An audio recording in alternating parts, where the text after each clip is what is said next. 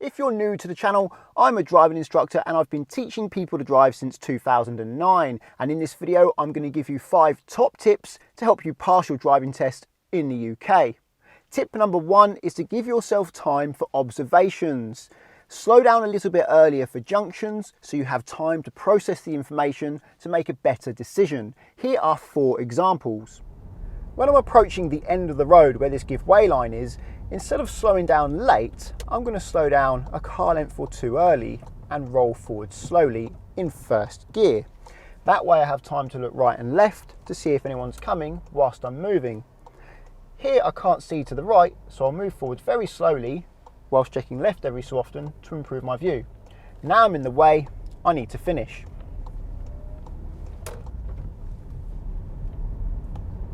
Now I'm going to turn into this road on the right, and instead of getting there and braking late, I'm going to slow down, again, a couple of car lengths early, maybe 3 car lengths early, in second gear with the clutch up, around 10 miles an hour, so I have time to look in there to see how things are, to make sure as I turn in, I'm not going to A, cut across the wrong side of the road, or B, affect anyone who may already be crossing the road or driving towards me passing parked cars.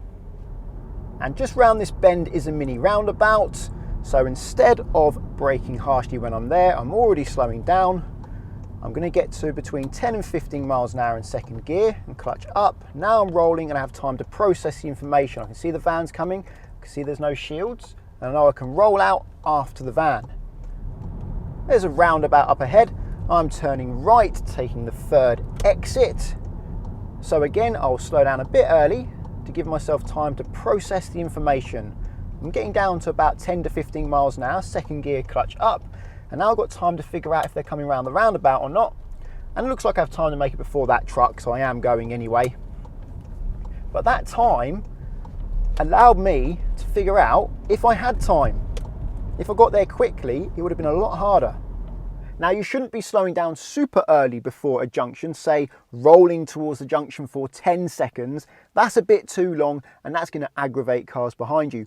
But slowing down so that you're rolling towards the junction for 3, 4 or maybe even 5 seconds is certainly recommended. It gives you time to process the information, allowing you to find more opportunities and make better decisions. Tip number 2 is to know when to commit. This is what I mean. So I'm going right at this roundabout and I'm going to slow down, get second gear, bring the clutch up as I approach and start checking to make sure it's safe. I think it's safe now, so I'm going to go, and I'm not going to look again because I have committed. If I keep looking, I may be tempted to hammer on the brakes if I see someone coming around the roundabout quickly, but that would only make the situation worse and I would end up slowing down and stopping in front of the car. Once you're committed, look where you're going. But you can also commit too early. If you commit too early, by the time you get to the roundabout, the situation has changed and somebody else is coming round. But if you commit too late, you end up braking hard at the last moment, which is dangerous. When you're dealing with parked cars though, if you can't see past the parked car because, say, there's a bend, it's best to commit as late as you can. For example, I cannot commit early to pass these cars because I can't see past them. So I have to keep slowing down, ready to stop, and now I can see past, I can commit, but I'm committing to stop because there is a car coming. If there was no one coming, that's when I would have got going, once I could see. Now no one's coming, mirrors, and let's go. However, with these parked cars, I can see really far, really early. So therefore, I can commit early to go past them. But again, with this parked car, I cannot see past, so I'm slowing down and I'm going to have to commit late. I've checked my mirrors now, and now I'm going to go past slowly and carefully in case someone comes the other way. I don't want to have to brake hard. You see, now someone's coming the other way, they've got time to see me, they've got time to stop at this space here to let me in. I say thank you, and then I can go around them. Tip number 3 is to follow road signs and markings. Make sure you notice the speed limit signs. You are expected to know the speed limit of the road that you are on. Now, you don't have to be at the speed limit all the time, but if your driving examiner thinks that you don't know the correct speed limit, you will most likely fail. However, the speed limit is a limit, it's not a target. It's okay to be below it, but you should not be above it. Drive at a speed you feel comfortable with, but if you feel it's safe to do the speed limit, you should be making the most of it. It's important to use road markings, but especially at junctions. That way you'll know what lane to go into, but also you'll be able to stay in your lane. And you'll be able to stop at the give way line without braking suddenly. Just keep slowing down until you see your opportunity, and then you can go. Try not to look only at traffic, try to look at the give way line so you can be sure that you're braking enough to stop smoothly if you do need to stop.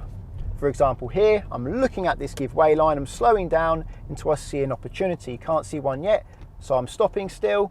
Still no opportunity at the moment, so I have stopped at the line. I can see this van coming round, that's my opportunity, that's my shield, so now I'll go. Check my mirrors and signal to go into the left lane, because I need to go left at the next mini roundabout. There's my give way line, I'm slowing down for that until I know I can go. There's a car coming, so I know where I need to stop, watching the give way line.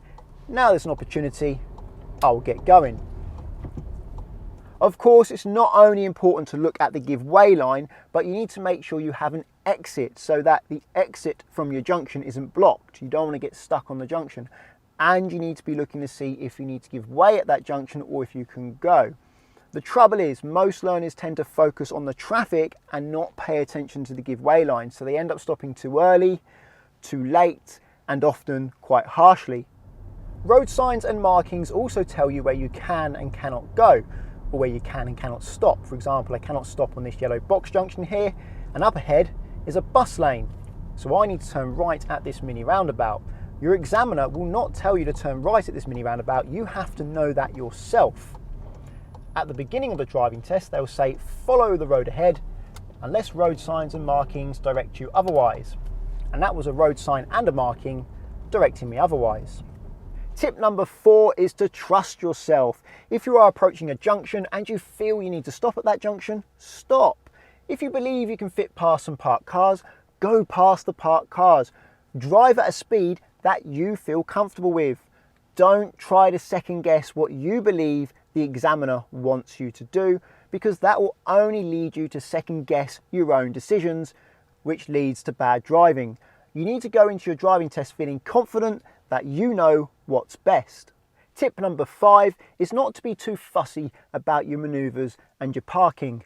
Your driving examiner isn't expecting you to have high levels of skill in this area. They're only expecting you to be safe and be able to complete the manoeuvre. So if you reverse into a parking space and you think you're a little bit to one side or a little bit crooked, it's best to leave it there, because if you were to pull out and come back again, you're only increasing your risk of something else going wrong. And if you're reversing near the curb, you don't need to be super close to the curb. You can have a reasonable distance to make it easier for yourself. And if you touch the curb, that's not a fail. If you hit the curb, that is a fail. Or if you mount the curb, that will be a fail. There is a difference between touching and hitting. If you were to touch it gently and then correct yourself and sort it out, that's fine. But if you hit it hard or you don't have control of the car, that's not fine. What the examiner wants to see is that you've got good control of the car, you're able to control its speed, you're also looking around regularly so you will notice someone before they get to you. And then if someone is coming, that you give way to them when appropriate. Or if you can continue, do continue. You don't want to be stopping for everyone all the time if they're not affecting you. Having said that, once you have passed the driving test, do try to get your car in the middle of your parking space as best as you can, even if you have to go forwards and backwards a couple of times to get it right. That way, when I park next to you, I can open my door. And obviously you want to park as close to the curb as you can when you're leaving your car there for any amount of time to lower the risk of somebody hitting it as they're passing you. By all means, park as best as you can though. I'm not saying you should be parking wonky or miles away from where you want to be. I'm just saying don't panic if it's not perfect. For the bay park in a car park between the white lines, even if you're touching a line, that should still be a pass. And when you're parallel parking on the road, if you're within a drain's width of the curb and you stop within 2 car lengths of the car that you're reversing round, that should also be a pass. If you want to check to see if you've got your car between the lines when you're doing the bay park in a car park, You can open the door to have a look, as long as you've secured the car handbrake up in neutral before you do that. You certainly don't want to be opening the door whilst you're doing clutch control. And if you're not in between the lines, you can pull out and come back again. And now for a bonus tip, and it's probably the best tip I can give you to give you a better chance of passing your driving test. Only take your driving test when your driving instructor says you are ready. Well, I hope these tips help. If you think they do, give the video a thumbs up. Check out Collingwood and Confused in the description if you need insurance. Collingwood are great if you're learning to drive and want to insure yourself on somebody else's car. You can do so without affecting their policy via the link at the moment. There's up to 35% off and a £20 Amazon gift card. And Confused.com can allow you to fill out one quote form and get loads of quotes back from many insurers to compare the costs. Also, you can change the car on that quote as many times as you like to see how much it costs to insure different cars.